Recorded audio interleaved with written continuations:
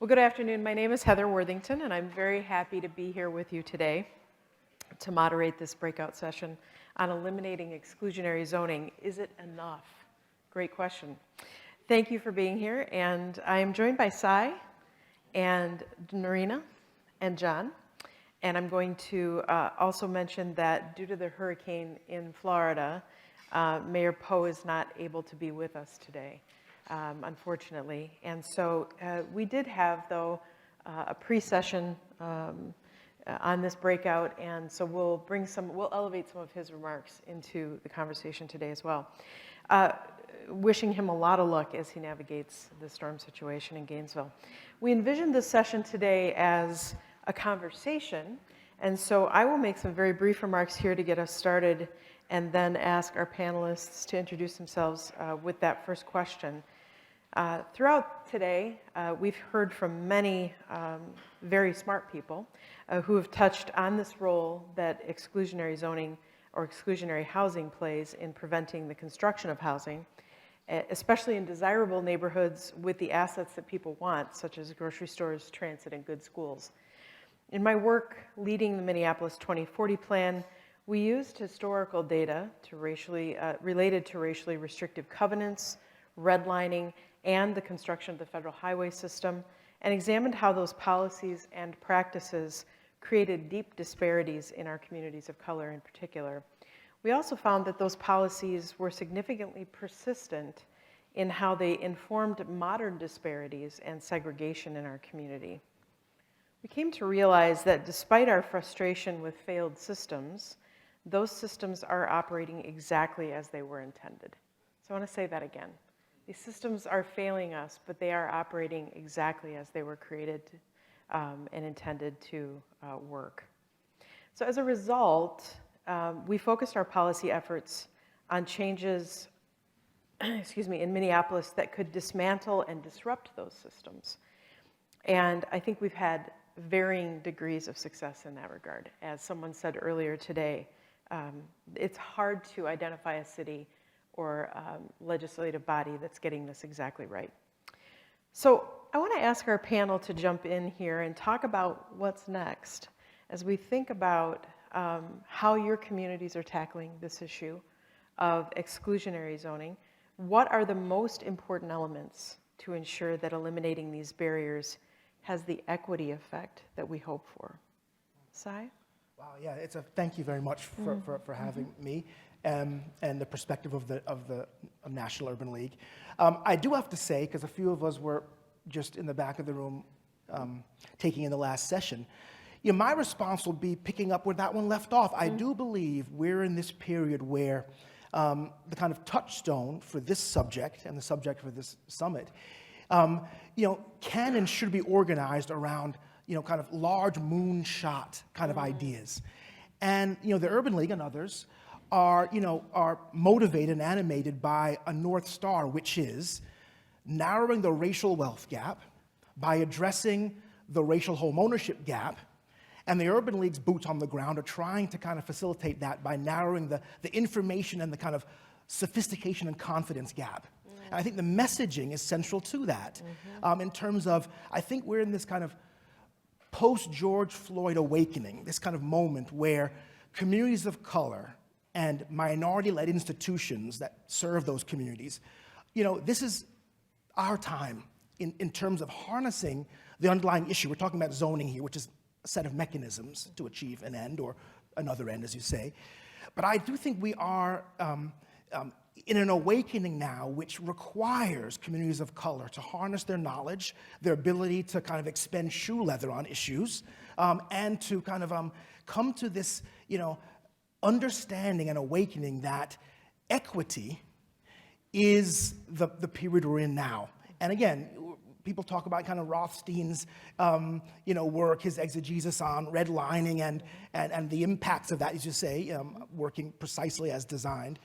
But I think harnessing that kind of legacy knowledge and history to talk about public and private policy that needs to impact communities today, that to me was a fascinating component from the previous session. Combining the intellectual argument and the articulators of it with, this kind of group of evangelists and foot soldiers who are living, breathing in these communities and demanding better, a way out, more, these concepts, but sometimes grapple and struggle with, issues around sophistication and confidence and, allyship and understanding the different vectors, the boosts and blocks for what they want to achieve. I'm in the community empowerment business, and so the first step, again, coming out of the previous session, is we need to empower communities to have a say in what happens to them. Experience is not what you do, it's what you do with what happens to you. And I think this conversation lends itself to what kind and type of communities can we evolve, can we create, and can we create agency around? And I think that does come full circle to the community control conversations from the late 60s. I think they've come full circle, but again, for minority-led, minority-serving institutions and communities, this is our time, and having control over built projects and built space is, in many cases, the embodiment of the modern civil rights era and movement. And so my understanding of the question and how I'm choosing to kind of attack it is, we have folks on the ground who understand precisely these questions and understand precisely the affect of public policy on them, rather than kind of steal them as oppositionalists. I think it's really important to build them as stakeholders and to bring them into the conversation. I really appreciated the guy from Connecticut really was talking about, Jason, exactly, about how we achieve that. And I think the mechanics of community empowerment is the sweet spot here for me. Great. Noerena. Oh, so much to say. First of all, I think that I just wanted to comment on the previous conversation around messaging. I believe that is the biggest issue that we need to understand and address and figure out. I think we can have an entire summit just on how we're messaging pro-housing legislation. I think even bringing it down, having the conversation around, building a movement and who's actually speaking and delivering the message around a movement, we got to think about even the word zoning and exclusionary zoning. You go to the communities that I come from and you talk about zoning, they're not going to know what the heck you're talking about. I mean, we need to break down the structural barriers in a way that makes people understand the inherent problems, makes people feel, and makes people resonate with the movement that we're trying to build. And I think that is a secret sauce that we need to spend some time, all of us as a housing community that deeply cares about this issue, because it is rooted in bridging the racial and ethnic wealth gap. I mean, I come from California. California, we were, coalition of us were successful in passing ADU legislation, SB 9, which is wonderful. But what happens after that, right? That's the question. And I think all eyes are on California right now in the way that is addressed, because we could exacerbate the wealth gaps if we don't create programs and financing mechanisms that impact the leveraging of some of the zoning reform. John. Thank you. I think that everybody uses George Floyd's murder as this catalyzing moment, right? It's always, all these panels, George Floyd, post-George Floyd, all that, as if racial and socioeconomic inequities did not exist before George Floyd. And in fact, George Floyd is a result of those inequities. So, you have communities. I run a community land trust organization in Boston called DSNI, 30 years. And so it's land trust, and we do the community advocacy and development. And so folks there will tell you that in the 60s, early 70s, they really had to fight to control their land in the community. They were smart in this sense. And land trusts were actually started in the US by a group of black farmers who wanted control of the land, and that's where it started. And so they had to fight disinvestment in their community, dumping in their community. The folks who started DSNI had to do that. I think, racial and socioeconomic inequities exist. They exist in all our cities, in all our towns, in all our, right?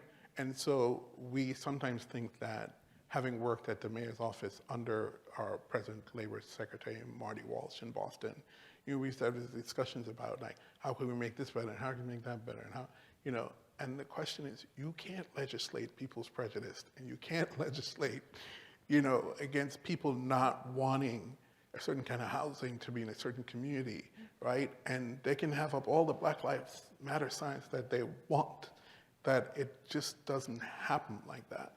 And so what do we do in terms of when people decide to exclude you? Because they have control there, right?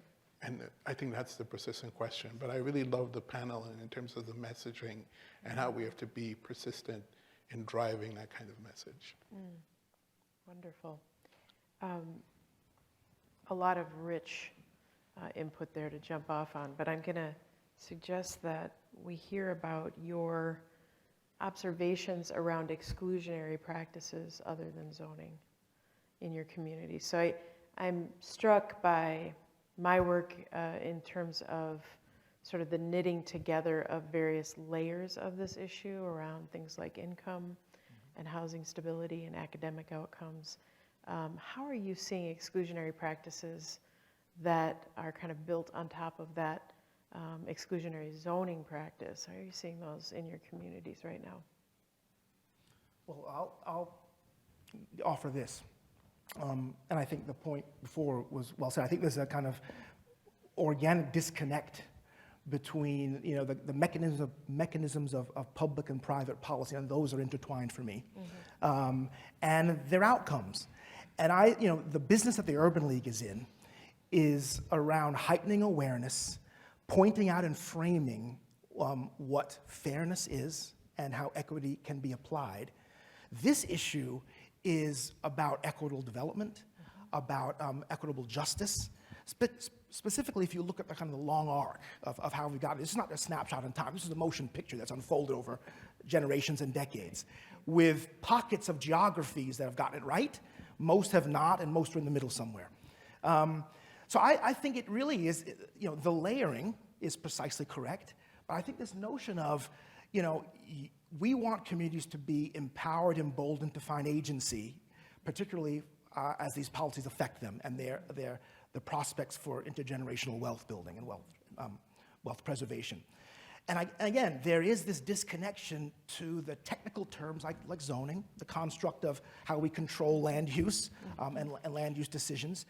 And I think we need to be in the business of empowering folks who are, as I said before, evangelists that can get other people who are similar to them voice and agency.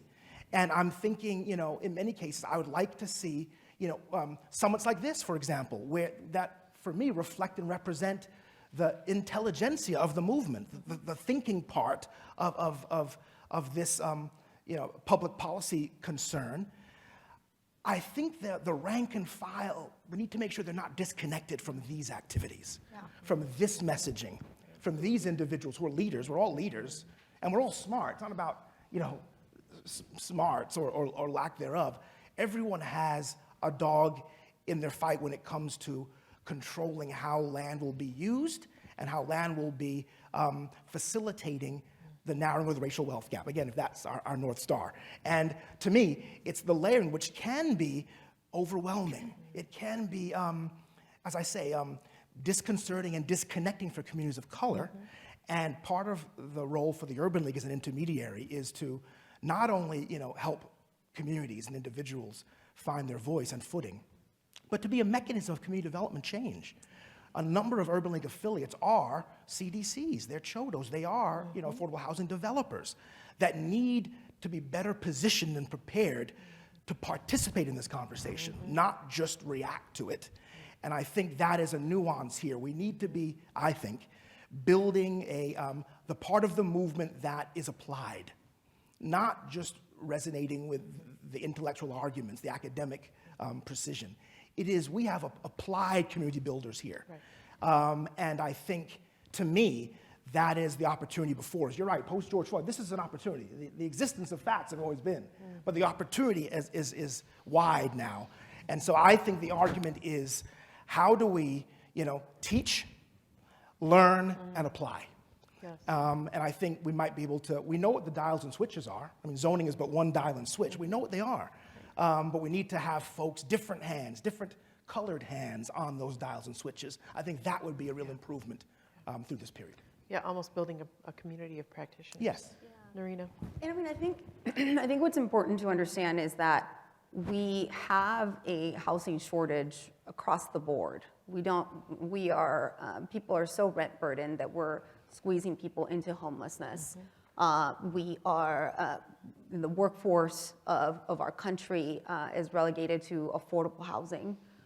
We have individuals that are living in affordable housing right now that we are so constrained when it comes to our housing stock, that you've had people that have reached a level of income that they should become homeowners, and they have nowhere to go.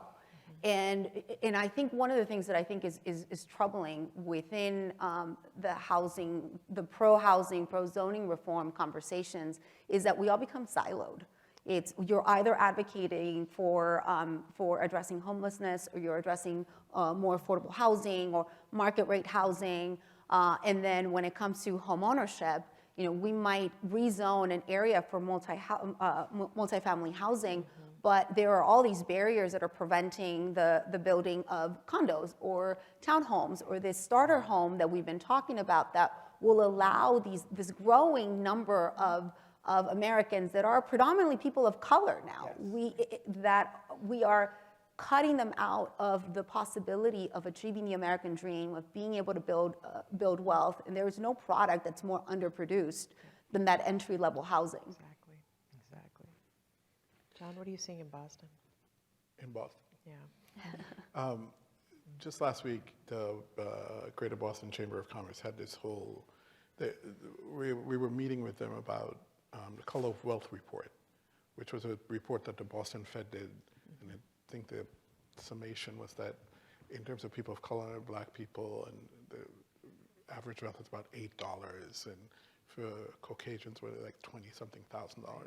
And so the authors of the report were in the room, and they kept talking about, we've written this report, and it got all this heat, and everybody was talking about it, and the problem is we didn't write any solutions. Yeah. We didn't build in any solutions. So I asked, so what do average people actually think about this report? And we can tell you because we're practitioners and we're underground. So if you ask somebody, and so they push, right? Everybody pushes, right? So housing is intergenerational wealth, right? So you ask somebody, what did it take you to buy a house?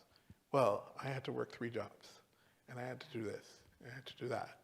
And I had to get this house. And they're concerned, they're not even thinking about wealth. So it's interesting, we frame this thing around wealth and housing, they're not thinking about wealth. In fact, somebody said to me, and if I lose my job, I lose my house, right? So I can't afford to not work, I can't afford to be sick. So I asked, so therefore, what does wealth mean to you? And he said, freedom, because that would mean that I could actually take a vacation and not worry about losing, right, so my house and, for my family and all this kind of stuff. So I even think sometimes when we're talking about wealth and building wealth and housing, and it's like a smokescreen.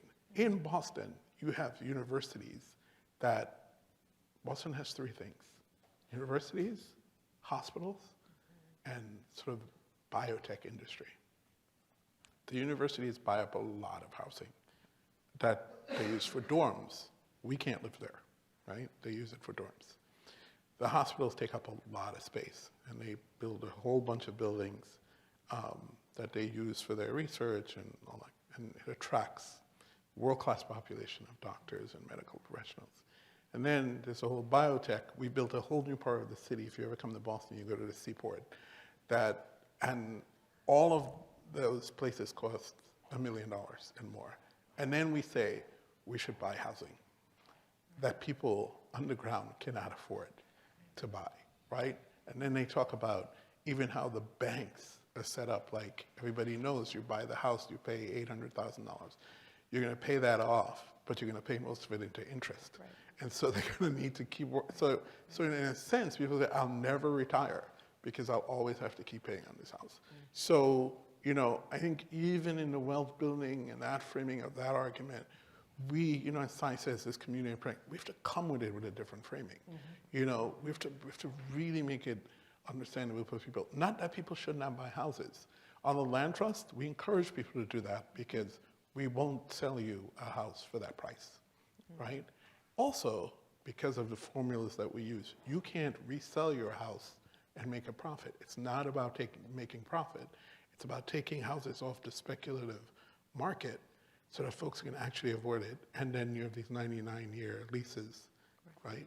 That you can eventually sort of pay off and then move on to a different house. Can I just, I think it is fascinating because for years in my work, I've framed this as, are we for people who are making a living or are we for people who are making money, right? And that kind of, tension.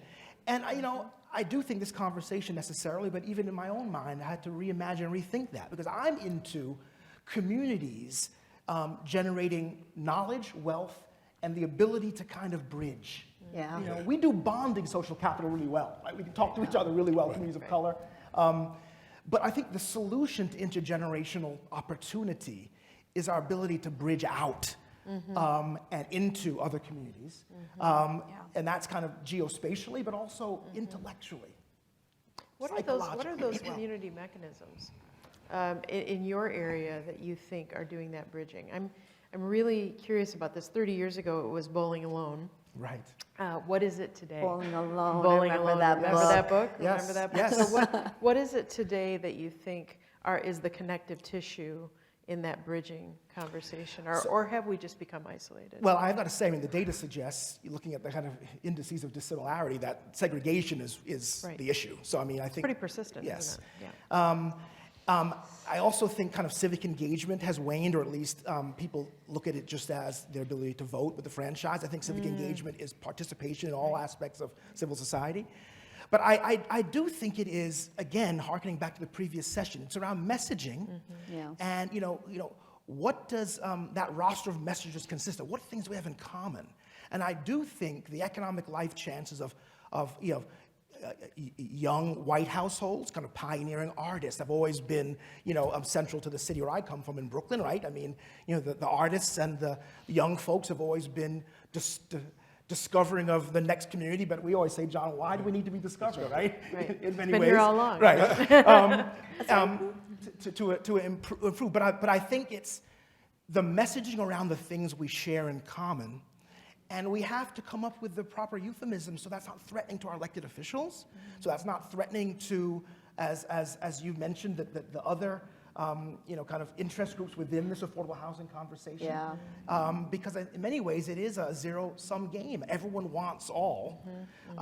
We need to be content with most having some. Yeah.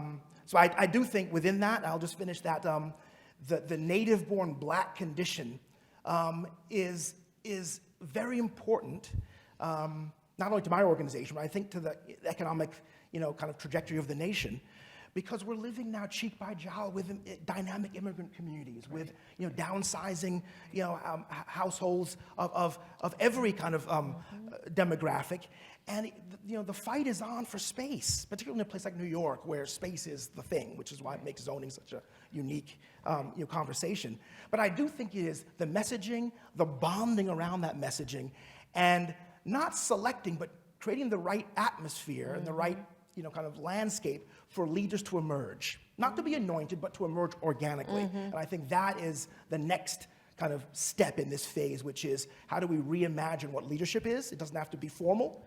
It can be informal, and that's how you build real goodwill and trust. And I think that is what will lead itself to some of the countervailing arguments to the exclusionary practices we're talking about. John, Noerena? I really appreciated what you said. When we think, so for instance, the DSNI community started with African Americans, right, 30 years ago. That community is not that community anymore. Right. That community is now Caribbean people, African, specifically more from Cape Verde, Dominicans, right? So they don't actually feel like a community anymore.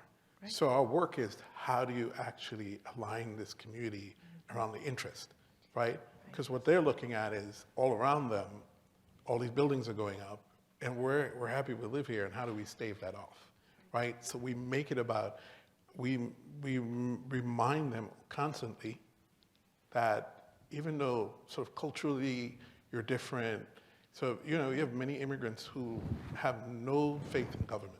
Right. It has nothing to do with them. Right. They try to stay as far away from it, Yep. right? And we'll say, well, you can't get them out to certain meetings and all that.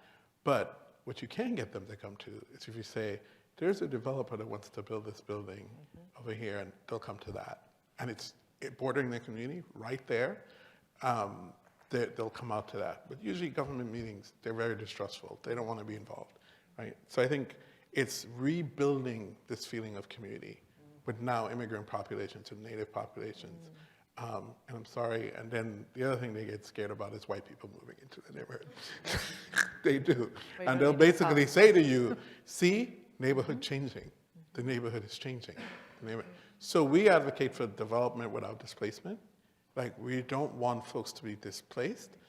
Folks will say, well, we want coffee shops, and we want this, and we want Starbucks, and all that kind of stuff. But we want to continue to live here, because I've lived here for 30-something years.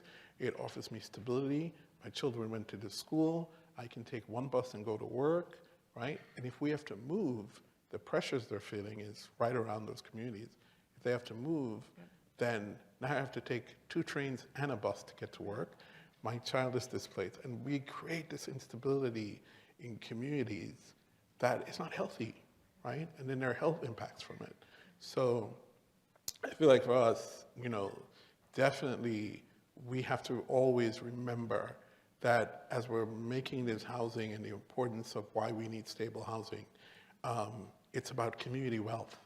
It's a community stabilization which builds community wealth, right? We can be as academic and as policy-centered as we want, but if you talk to people there, that's what concerns them, that they know their neighbors.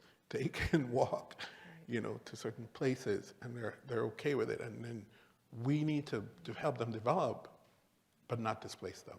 Right. Noerena. I'm going to go back. So first of all, yes, I agree. I think it is so important that folks from those communities are at the table when those coalitions are being built.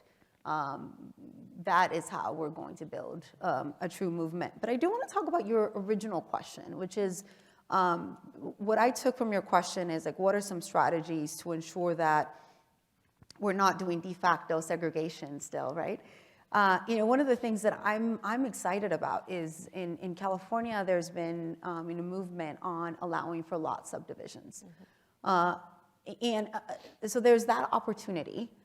There's an opportunity, I think, to purchase homes in more affluent or middle-class neighborhoods and subdivide them and sell them to first-time home buyers.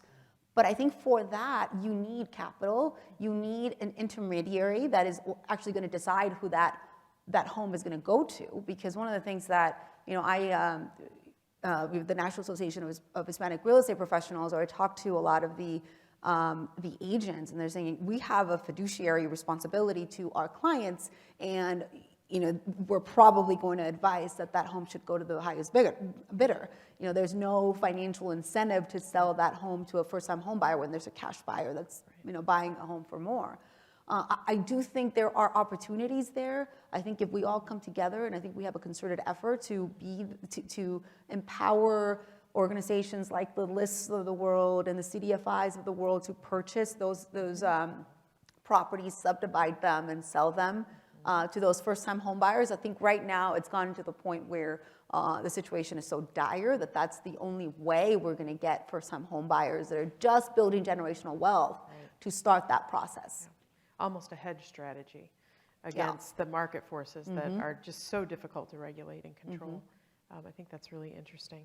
I kind of on that same path, how are you seeing investor purchases impacting your market in terms of inventory and price? I'm just curious how that's playing out in your communities. I'll just say our nonprofit community builders are getting their clocks cleaned. Yeah. You can't compete with the BlackRocks of the world. You can't compete with the institutional eyes and ears on the ground that's always 2 steps ahead that are probably meeting somewhere in this country. on the same subject matter, but with a different kind of design, with a different kind of scale, different kind of tactics and techniques. No, it is, if you really step back, my glass is half empty on that, because I think the game of catch-up that we're playing, and in many cases beholden to the big banks, beholden to funding streams for land acquisition or to do adaptive reuse of small infill scatter-site housing. I mean, that's kind of the local version of this. It's catch as catch can, but there's nothing scalable. And again, that's a broad generalization, but I think I'll stick with what I initially responded. We're getting our clocks cleaned. We need a more robust and muscular CDFI industry, but again, the big banks have a lot to do with that. We need, just like the previous panel, articulators on, the real issues and how to apply practices that can reach equity and equitable development. So we're at a massive disadvantage, a massive disadvantage.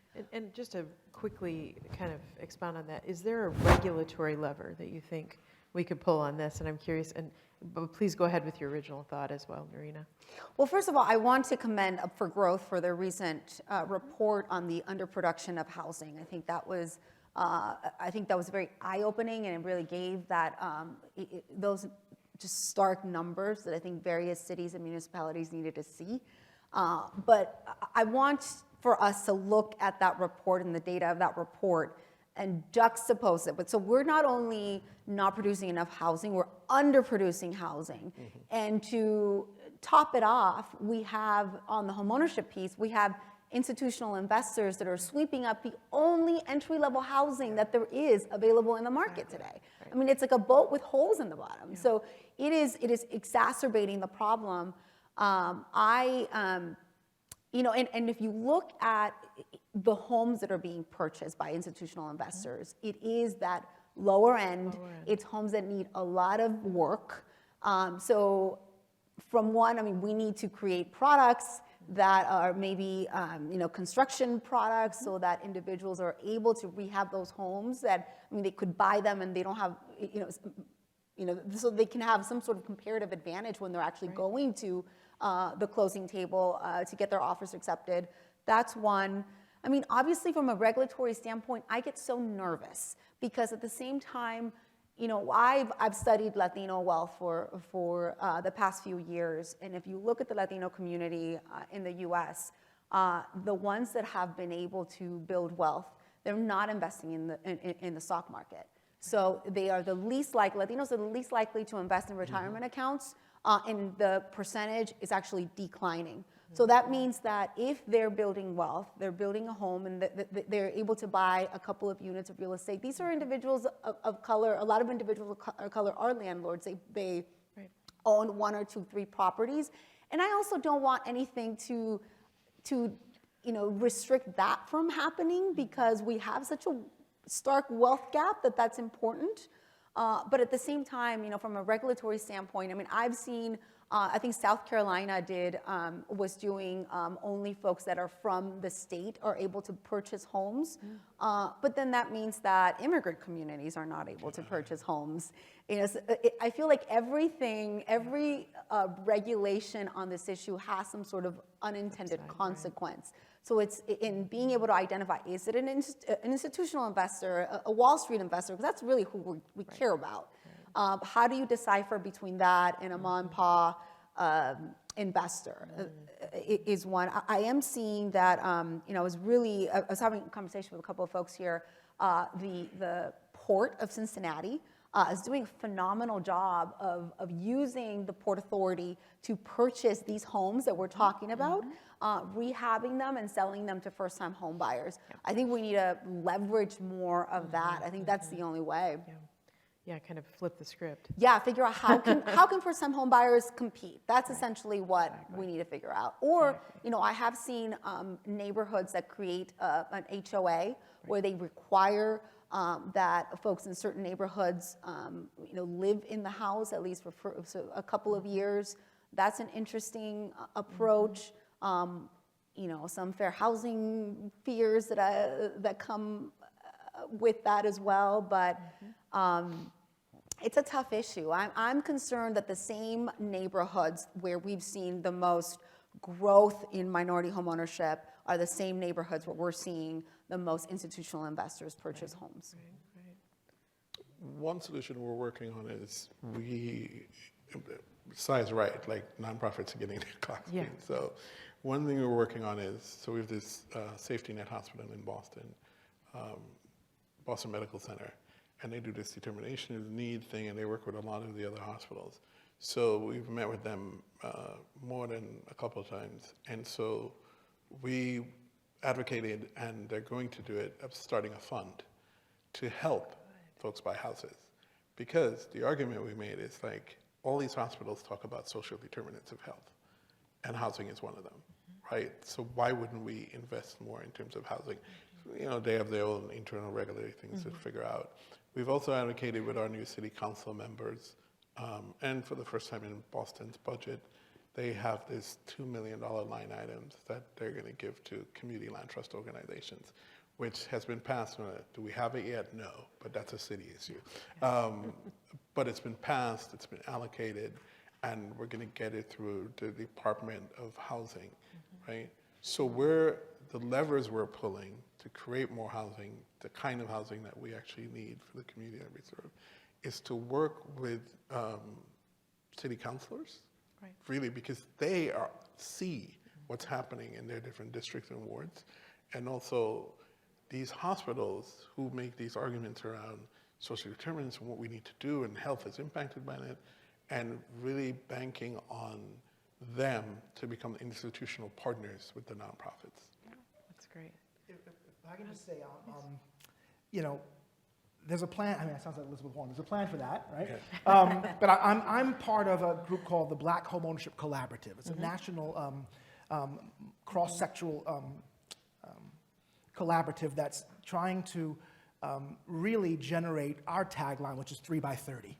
It's how do we generate 3 million net new Black homeowners by 2030? And so we have a set of kind of 7 ideas and concepts that are statutory, regulatory, legislative in nature. I would love folks to go to their website, 3by30.org, because I think, I mean, there's a zoning component to it as well. But really, at the moment, the major issue, the elephant in the room, is access to down payment assistance and the differential that's become racialized. And I think it is germane to this conversation. The time horizon, I think Urban Institute did great research on this, you know, for both Latinos and African Americans. The time horizon to save for a down payment is measured in, you know, dozens or even hundreds of years for the average, and I use average with air quotes, household of color, which is prohibitive, structurally prohibitive.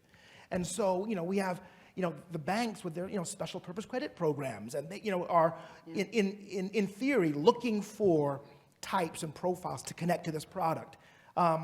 But again, we have, you know, housing type and form and density and structure. All these things are in between that conversation, and the disconnect, you know, it's shooting away at light speeds in terms of the ability. The interest is part of my job, and your organizations as well, and yours, is, you know, undergirding people's belief in their ability to attain home ownership. That's one. Sometimes you have to plant that seed, you know, and sometimes where it's both, you know, kind of, whether it's the correct thing, and I think the housing counseling industry is underappreciated in this sense, and which I know you work with closely. But I think it's the delta, the gap between one's interests, one's desires, and their ability to achieve it is, it's so wide. It's so wide. And so I guess my interpretation of the central question here is, what are the mechanisms that fuel that gap, and what can we do to arrest the speed where it's racing away? Before we lose folks, we talk again about this post-George Floyd moment or awakening that's been elongated. At some point, there'll be a backlash to even organizations of deep trust like mine. You said that, you know, you were going, you know, to create the landscape by which we could fully participate in the ownership society. I think there's deep cynicism lingering just beneath the surface, not just for Congress and our, you know, our corporations, but for, you know, intermediaries like ours, who have not used that trust and reciprocity to benefit the community. And again, I'm generalizing this, but I think my industry, it's our moment as well, to put our mechanisms and our money and our resources and our talent where our mouth is. And I think equitable justice is the thing. Right. And housing is the moment. It's also an economic imperative. It's an Absolutely. economic imperative. I mean, the Urban Institute, for example, did a study on the fact that over the next 20 years, 70% of new homeowners in the US are expected to be Latino. Yeah. Yeah. That's demographics alone. That's Right. because Latinos are leading household formations. Yeah. That's not going to happen if we don't build new housing, which means that the overall homeownership rate for the US is going to go down. And if the real estate industry accounts for over 16% of the US GDP, we're going to see major long-term economic implications. But we're not seeing it that way. And I feel like we don't do enough of talking about it from the economic imperative to fix this issue, because the people that we're depending to purchase homes for the next few years aren't going to be able to. That's right. I heard this morning in one of the panels, you probably were there as well, that it's about a 2% impact on GDP, this housing issue. Did I get that right, those of you who were there this morning?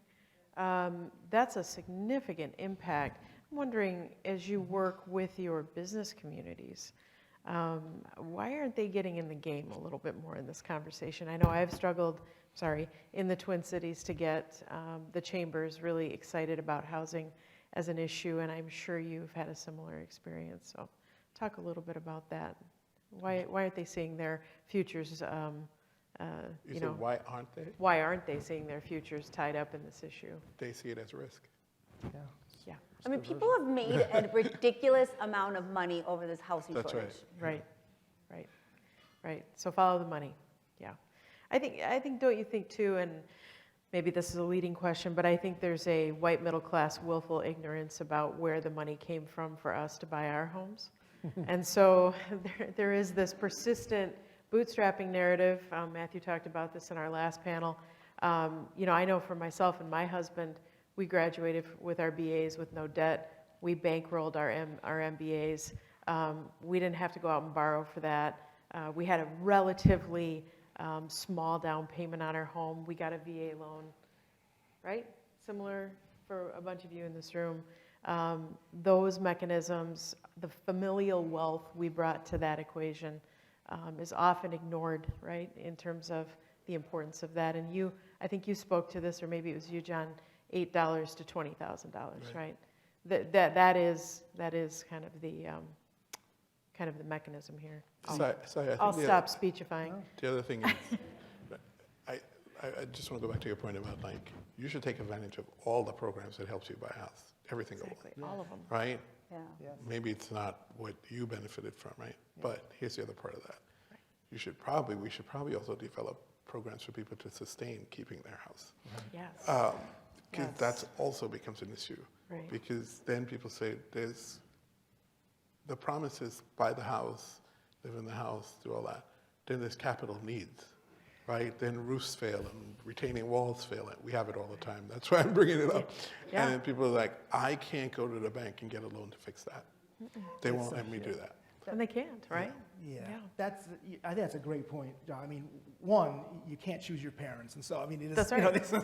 it is what it is in this sense. But within the inclusionary zoning ecosystem, one of the great pieces of work for the Urban League and others is to monitor and ensure that existing homeowners have the ability to kind of preserve their tenancy in responsible ways, have access to the capital and the techniques and the information, the knowledge to do that.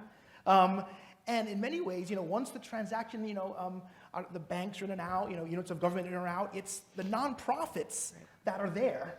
And then it becomes, a data point that we, track and measure and own, the housing preservation, component and quality of life issues. So I think, right, again, it's not a snapshot, it's an evolving motion picture. And I think home ownership preservation, again, 3 by 30 is net new, right? So I think we have to Net also new. preserve. No losses. Right. And no losses, yeah. That is a major And the issue. Latinos, right, And yeah, exactly. Absolutely. Yeah. Well, we are at 2:30. Oh, I have 10 more minutes. Anjali's saying 10 more minutes. So I do want to kind of pull this thread around what you mentioned earlier, John, around the methods that our land trusts. So we have one in the Twin Cities. Yours is a large one in Boston. And I know that there's been some consternation about the land trust approach. And I'm wondering if you can enlighten us about how you enable owners to fully benefit from the full value of the property when they go to sell, and not kind of take that financial hit in terms of their equity build during their tenure. So maybe you could talk a little bit about that, because I think that's an important Absolutely. piece. Thank you for putting me on the spot. You're welcome. It's the least I could do. Yeah, it is a problem. Like, let's be honest. The land trust and land home ownership does not solve every problem, right? Because there has to be a formula built in where you cannot buy a house for $200,000 and then sell it for $600,000, because then it loses its affordability and the whole promise goes through the door. But it's also been proven that most of them get enough equity to take a step up in another house, right? So we've seen that play out.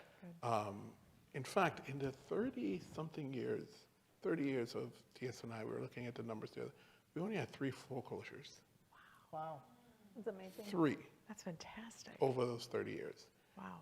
Many people have gone on to buy other houses and moved on to buy, right? So, or they leave it for their sons or daughters or someone else to take over.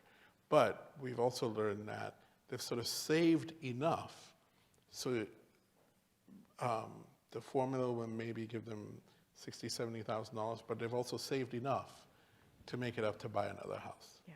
Because their mortgage wasn't that great. So they will tell us that, and that's where they benefit. So yes, does it solve every single problem? Absolutely not, right? But for starting, we think the land trust is a good way to begin, from where you start. We've seen that in the Twin Cities, I think. Yeah. It's been an immensely powerful tool. Noerena? Especially with, when I think about what can, so I think when I think of what we can do with, lots that are owned by the cities and things like that, that is the best way that we can utilize that land for the purpose of home ownership.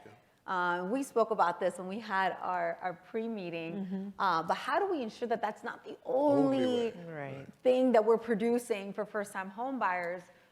So that is a part of the equation, because yes, there is that's probably the only way some folks are able to start on their wealth building journey. But how do we ensure that there is a financial education and empowerment component to living land trust, so that we can have them build enough so that they can move on to the next step, and it can be a stepping stone so that they can fully benefit from the market appreciation of home ownership. I just wanted to add that I think, with economic restructuring and the decline of manufacture, we need to look at, spaces differently. And I think zoning obviously is central to that, but the ability to adaptively reuse buildings and projects. Let's reimagine what that can do to bring that starter home concept to the marketplace. But also, I think, institutions like public housing authorities have a role to play here. One, I think they have subsidy dollars that can, if not permanently, for a substantial period of time, preserve affordability for some of their residents who, again, public housing was supposed to support folks' graduation from that. Exactly. That's been one of the greatest failings in terms of housing policy in this country, in my view. But I think creating a continuum that includes residents of public housing to fulfill that design that's not working the way it was designed to work, in concert with the affordable and market rate developers in a place, I think to institutionalize their role would be, I think, a compelling message to add to this roster as well. And that might be a good jumping off point to this conversation we had in our prep session too, about sort of the relationship between, or the connection between, financing and exclusionary zoning. And I think kind of getting at that, that issue of how people find money to purchase and, or even to develop housing. I think this is something that you all have perspective on that we would benefit from. Yeah, I mean, there's a lot there. I think we need to, I was really pleased by I think it was Freddie Mac had developed the developer program. I think we need to support more developers that come from these communities that we're talking about, that are building in their areas, or in those communities. And then on the finance, another thing is that I feel like we need to, aside from getting rid of exclusionary zoning, we need to unclog the drain. Yeah. I think we need to bring together all of the various players. We need to bring the mayors. We need to bring the funders, the developers, the architects. We need to get everybody around the room, and we need to figure out what are all the ways that we can cut time from the process of getting permits and developing homes. I think the cost of time is something that is completely underestimated, and if we all were to, however we can shave off some of those aspects, I think is even with zoning reform, that still needs to take place. Yeah, up to 2 years in some communities for Absolutely. full entitlement, 3 in others. I mean, that's a major issue. I totally agree with that. Yeah. And on the cost drivers, I think I have not heard one time during this entire summit a conversation around labor supply. If I talk to the home builders, they will tell me that there is no bigger cost driver to building homes than the labor shortage. And yet, as a housing community, we can't bring to the forefront the concept of the linkages between immigration reform and labor shortages. And we need to take a stand on that, because there is no other industry that relies on immigrant labor than the construction industry. And until we fix that, we're not going to build affordable homes. Yep. Yep. There's also no other industry that excludes African Americans from it, like the construction That's industry. That's Exactly. true. We need to Right. reimagine- That's true. Precisely. reimagine the systems that, Yeah, exactly. Yeah. That's absolutely true. Yeah. So true. Yeah, We And- have in Boston the Builders of Colors Network. you do. They started because, have you heard of it? Sorry? They started because the black developers, nonprofit and for-profit, couldn't get opportunities to do anything. Yeah. So they formed this coalition, and they do lots of they meet a lot and do a lot of advocacy, because they realize that they're being cut out at the time, when I was talking to them, a $4 billion industry. Yeah. Like, Sure. Right. everywhere in Boston, there's a tower going up. And they have to feel like we have to advocate, to get into this game. That's right. So then what causes that?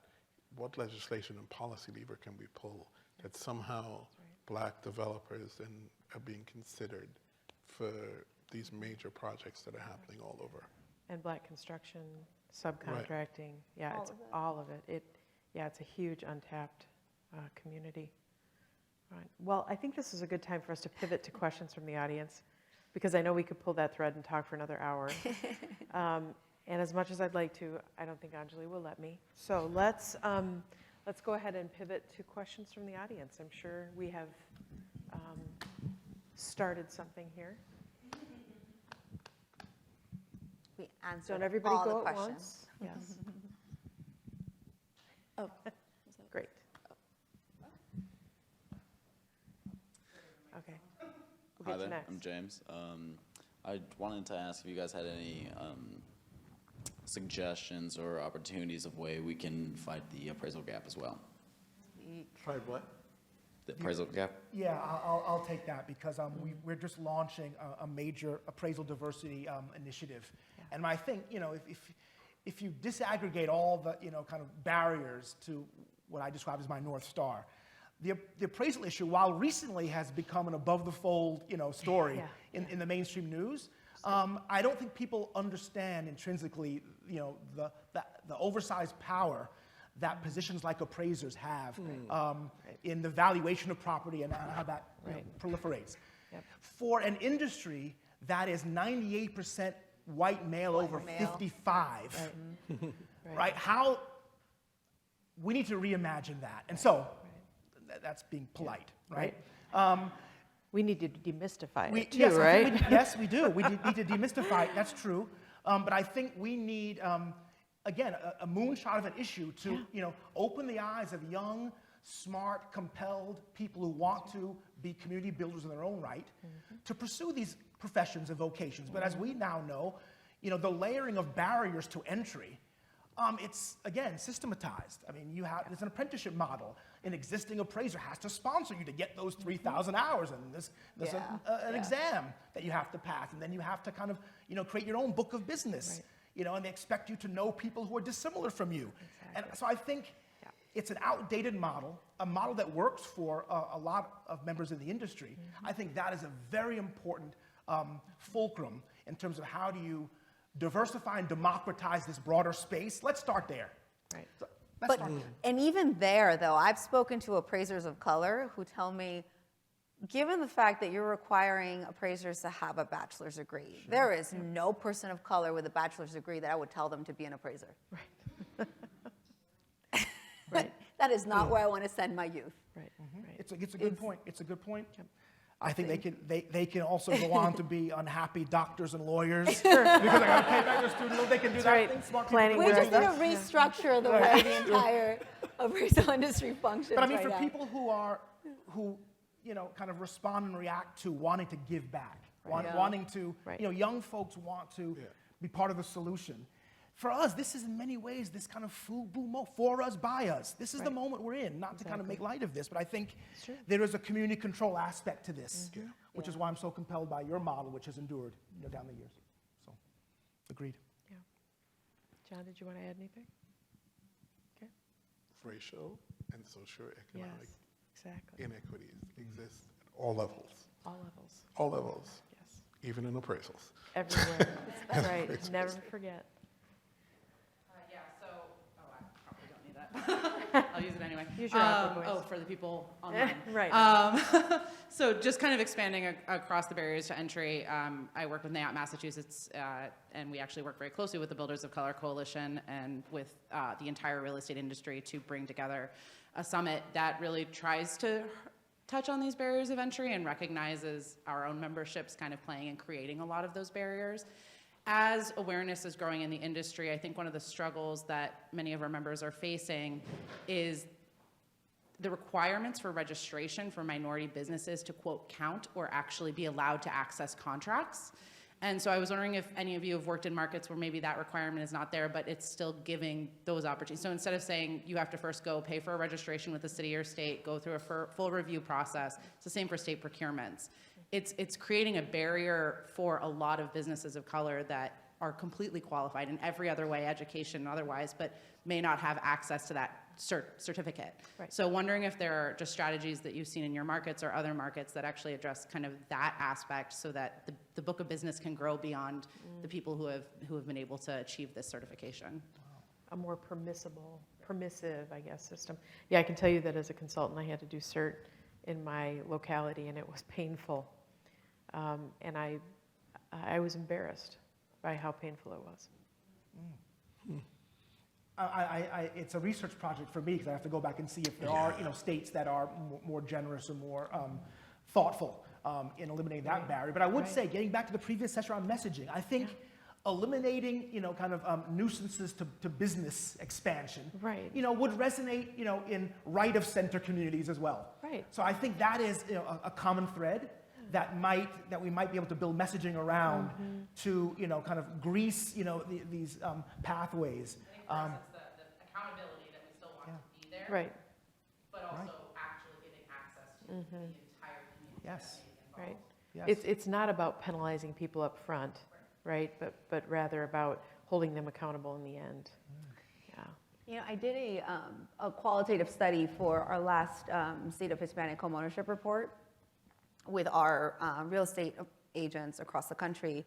And one of the trends that I saw come up over and over again were a lot of buyer's agents that work primarily with communities of color were so frustrated at the fact that they couldn't find a home for their buyers that they decided that they were going to become developers themselves. And they were going to buy land and they were going to build. And then they realized that it is so expensive. Yeah. You have to figure out figuring out the infrastructure of the land first when it comes to the piping and all of the water and all that, electricity, yeah, everything that comes yeah. with it that you have to do before you actually break ground and build is enough to break your bank. So we really, when we think about how do we support these community builders, we really need to think through how to give some sort of support to these communities and really support them so that they don't actually end up Yeah. failing. Yeah, that narrative of the evil developer is Yeah, so exactly. persistent. isn't I think it? the Federal Home Loan Bank infrastructure is the place to look for that kind of support, community development support in that regional approach. Yeah. Yeah, so we've talked a lot about equity today, but I always feel whenever we're talking about equity in the home ownership lens, we're always kind of just pushing it down further along the lines of like what can it look like on the ground and what can it look like in the community and how can these communities build their own wealth. But what I feel like is what we're missing a lot about in the equity conversation is we're not actually bringing it into the institutions that we all work in. And so, like, if you take a look around this room in particular, this is a pretty diverse room, but all of the oldest guys are in the next one. That's so I wanted funny. to get your Sorry, perspective it's true. on like how we can integrate our industry from here. What's in the next one? What's the topic there? Yeah, what's the topic? I see. Well, interesting. Huh. Yeah. I think that's a very astute point and I do observation. too. I'm sitting here like, yeah. Yeah. You know, like I said last week in Boston, we had a meeting with the Greater Boston Chamber of Commerce. Everybody, there were 200 people, and that every single person in there was representing some business in Boston. And the head of the Chamber of Commerce, of course, they're focused on wealth, and finally, I said, this doesn't resonate if the people in here don't take it back to their organizations, right? Like, this doesn't resonate. Like, the 3-4 of us talking here, it's fine. We're talking to an audience that understands this issue and they get it, and everybody's shaking their head and smiling and You agree. great point, sigh, and all that. But it doesn't resonate until those people who actually control the levers and the financing and want to then either take a risk or even have a conversation. So it's fine that they were there. So we were pushing the head of the Chamber of Commerce and basically saying to him, you have to hammer your members over the head about this. Like, it's great that he said, oh, it's fantastic, we got great feedback and the comments and all. That's not enough. It's not enough. That's sort of like, that's great. I don't care that people think what I said was great. Anybody can do that. Anybody can come up here and say some of the things I'm saying. The point is, if you're not actually willing to implement or do anything about it, then that for us becomes the issue. Because that's what people care about, right? There's a separation between all this greatness and all this thought partnering and, right, the intelligentsia, like Sai said, and what actually happens to people on the ground. So if all these businesses don't figure out with all their great diversity initiatives, because every single one of them have that person or that initiative or something there, right? If Putnam Investments and John Hancock and all of them don't actually want to do something, then we're still in the same position, right? We're still having great conversations. They're still being enlightened, and then they're still not doing anything. Right. So our push, the panel before talked about the messaging, right? And our push is just to either be more creative in that messaging or almost demanding in that messaging, right? And we finally got the head of the Chamber of Commerce after we did the panel, and I was talking to him, he said, you're reminding me, my mother used to say, he would go home and complain to his mother, and she would say, okay, so you're complaining about everybody else, but what did you do about it? So I said, right, so you need to go tell your members what your mother used to say, right? Like, what are you gonna do about it? Right. So it's a great point, and I think it's sort of our eternal struggle, right? Like, we are always in that space of like, let's talk to these people, but there are people who are really experiencing what it means to not have money to buy a house, to not be able to have the opportunity and access. And there are people with money on the other side who are going, wow, that's an interesting point, that's great to hear. Yeah, right. Thank you very much. Right. People are willing to meet forever, Yeah. right? Yeah. They'll go to meetings forever to avoid actually Right, doing something. doing something, right? I'm sorry, that's kind of a generalization, but I don't think I'm too far off. But businesses are not going to do anything for the goodness of their heart. No. But they will do it for 2% GDP growth. They're think? thinking short term. They're thinking we need to have some sort of incentives for, especially for development. We're talking about the home ownership space. There has to be some sort of subsidy, some sort of tax incentive to ensure the developers are building that entry-level housing, that starter home that we were just talking about with the New York Times article. If there are no incentives, they're not going to build it. And agreed. Yeah. But there's also to that, a structural disconnect. They're speaking in terms of, quarters, Q4, next year. We're Yes. talking longitudinally. Right. 10 We're talking years. about desires. Yeah. Right. Yeah. I'd much rather be on the kind of demand side of this, because there's more levers and switches available to us.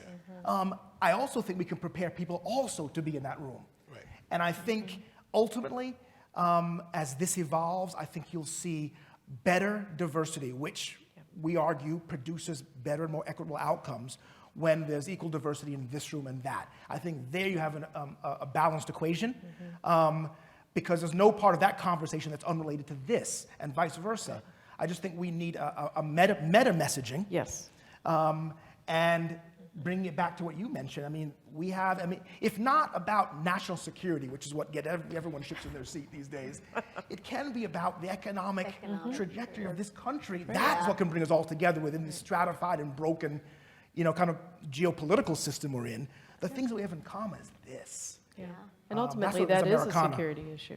It is a security It issue. is That's a right. security That's issue true. in our cities. It's our ability absolutely. That's for right. the U.S. to remain as a economic power. Right. If we don't fix this. I also just want to say that I think Yeah. I remain concerned about just the overall lack of people of color in certain professions, such as planning and economic development, engineering. I don't see a good reason for that, and I want to see more intentionality around pipeline programs. And it isn't just about STEM. It's about people mentoring really actively, young people, especially people in high school, and saying, there's another option for you. You can be an engineer. You could be a civil engineer and design bridges. You can be a planner and design cities. You can be in finance and understand how these numbers work and how to put together a capital stack to build an affordable housing project. There are a lot of opportunities. I don't feel like we're being very intentional in that space. So I'll just say that. That's true. So we just a group of us just created a group here in DC called Latinos in Housing and Economic Policy. Yeah. It was a very small list. It took a long time for all of us scrubbing all of our contacts to put Exactly. together this list. And I am a big believer that even so we, I personally feel like I have a responsibility to bring the next generation, to ensure that, this becomes a part of, one of the things that I tell Latino youth, especially all the time, is I said, Latinos that go into public policy, they all go into immigration or education. Yeah. I said, it's a very important issue, but there is representation there. We need more folks in housing and economic policy because we're not at the table. Absolutely. So we definitely need, but we also need to have the faith to allow for individuals to leap. Yep. We're looking for this unicorn, for this individual to fill these spaces that have all the right experience. But unless you give them the opportunity to just plop them in there and say, grow, do it, we're not going to create this next generation of leaders. And that is everybody's imperative to ensure that they have that faith in the next generation. I don't think any of us popped out of the womb fully formed urban planner, right? Or whatever it was, right? I mean, that's part of the opportunity is that you do plop them into a space and say, now go and talk to your colleagues and figure this out and learn and grow. And those are the opportunities that are so rare because increasingly as employers, we really want people who are very specialized. Yeah. We want you to have 10 years of experience and a master's degree and a blah, blah, blah, blah, blah. And you know what? That's all great for some positions, but we don't need it for every position. Yeah. So let's think a little more expansively in those terms too. That's a good point. We've got a question over here. Yeah. Thank you so much. My name is Taylor Smiley-Wolf, and I'm the Director of Policy and Planning at Home Forward, and I kind of wanted to tack back to the conversation we were having just before this one. In Oregon, I worked on the legislation that made Oregon the first state to end exclusively single-family zoning. And in my experience, that was only possible because of tenant organizing and tenant power. Yes. And I think the conversation you were having just earlier about the power and wealth that really entrenches exclusionary zoning. I'm curious what your perspectives are about foundations and organizations supporting tenant organizing and tenant power as a strategy to provide more political will and a political window with which to address exclusionary zoning. I just like two things on that quickly. One, I think philanthropy is definitely an area that we have to push, but I think there's this kind of schizophrenia within that industry. They're funding something on Monday, onto something on Wednesday, and by Friday they're onto something else. That kind of sustainable funding and commitment to a theory of change is non-existent. So I don't disagree, and I think that would be a powerful, bulwark, against the forces we've been talking about. But I also think another institution that is rich with history and trust, and sometimes with financial largesse, which is the faith-based community. And I think there could be a catalytic effect by having more, faith-based organizations really helping to transform this into the moral imperative around how we treat each other. And other institutions that we have. That's a Venn diagram I think overlaps nicely. Yes, 100% yes, yes. Yes. Well, thank you guys very much for this great cutting us conversation. I know, I'm so sorry. Great questions, great panelists, great moderator. Thank you guys so much for being here, and you are free to go. You may leave, or we can You may stay leave. here and I mean, just you keep should also talking. welcome to chat with our panelists, but gotta get on a plane, the darn it. session is over. Thank you guys so much for coming to Up for Growth's Changemakers Summit.